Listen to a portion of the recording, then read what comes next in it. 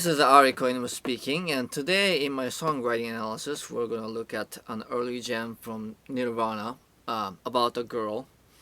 So, first of all, I want to play the verse chord here. It goes nice and predictable like this, E minor to G.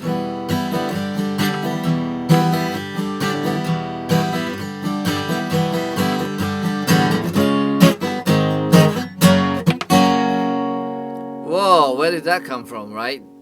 He went from nice and easy E minor to G, and then all of a sudden he goes into D flat major, and A flat major, and then G flat, or F sharp, depending on which way you want to interpret it. And those are like completely, really wild key change. There's no setting up, there's no precursor, there's no hint that that's coming up, and then he just pulls it off, and that is Kurt Cobain's really like almost like a signature move in a way that he just has a way of like putting in pretty wild moves into his chords that you just sometimes wonder how does he get away with it, but he somehow make it work. And that's kind of an advanced thing. You can't always make it work, but I would say, the lesson here is like experiment. Just try some ideas, and if it sounds really odd the first time, just do it again and see if you listen to it a few times, you can get used to it. Because even in songs and moves or chord progressions that sound really odd, if you just become familiar with it, sometimes you're just like, okay, well, that's what it is, right? And stepping out of the sort of the traditional E minor to G to C to D kind of thing is one of the ways to make a song distinct. So alright, so that's point number one. Point number two, I'm going to play the melody here on the guitar, and let's see what notes he's using there. So it goes like this.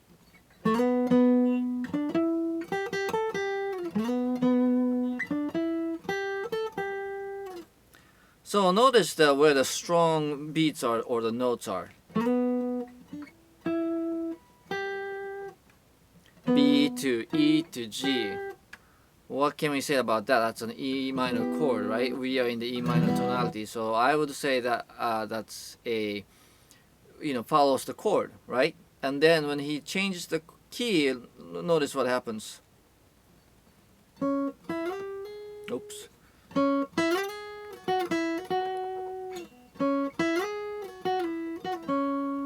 So that's C sharp or D flat.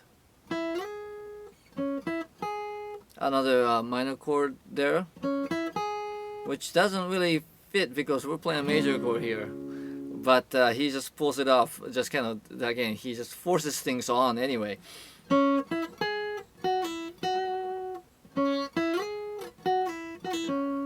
And then the next part goes.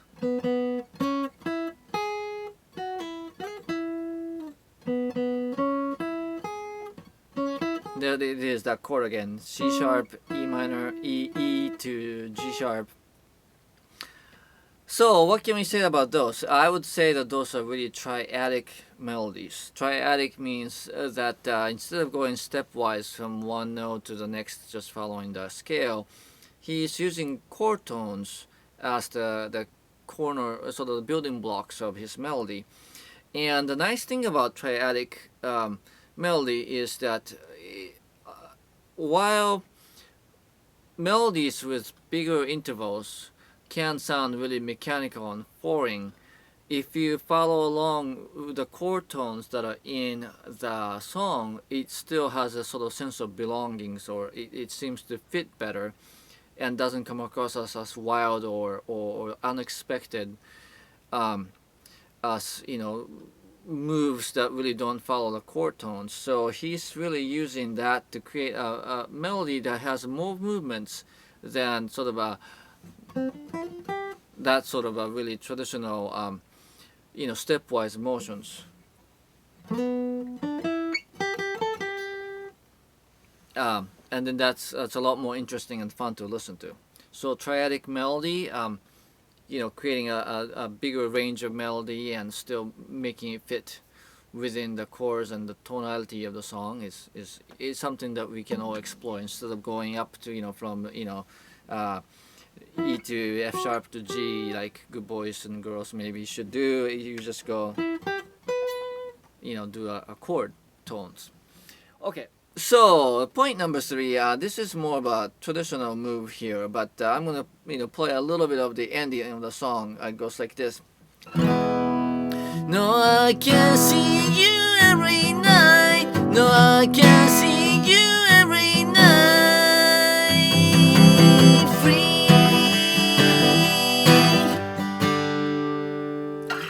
So notice he repeated the last line and then he created a little build at the end, and that's a really sort of a standard quintessential songwriting move, is to sort of create that sense of final resolution bigger by repeating the last phrase and then perhaps looking for a place to pause a little so you can just build up that final dash to the finish line.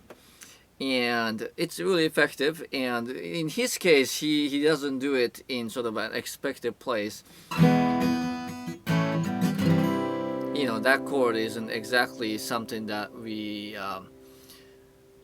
expected to like go back to E, so that's kind of interesting. That kind of sounds interesting. It sounds fresh even though it's a pretty traditional move, but that's something that we can always do with the chorus to make the last chorus be more meaningful and make the final sort of the arrival conclusion of the song more satisfying. So that's something that we can look for. It doesn't work in every song, of course, but it's just a really sort of quintessential classic songwriting move, is to create that sort of pause in the final chorus, or repeat the last couple lines, that sort of thing.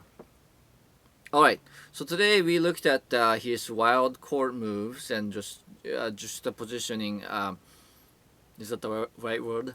Anyway, just forcing like some foreign tonalities in a chord song and just really make it work together. That's just something that we all have to experiment with from time to time, see if we can pull it off, get away with it.